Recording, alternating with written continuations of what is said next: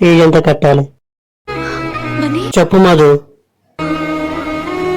మొత్తం 2 లక్షలు కట్టాలి. 2 లక్షల సంవత్సరం కట్టలేరునా, అంత డబ్బు రాదేమో. ఈ సెమిస్టర్కి రేపట్లోగా 50,000 కట్టాలి. లేకపోతే ఎగ్జామ్స్ రాయనివ్వరు. నువ్వైతే కాలేజీ పో, నేను చూసుకుంటా. మనీ మనీ నువ్వు ఫీజు కట్టనీకి వచ్చిన.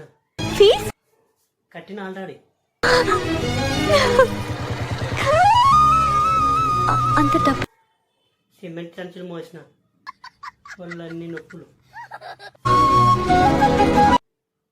మధు, నేను సిమెంట్ సంచులు మోసిన, ఎవరికి చెప్పు.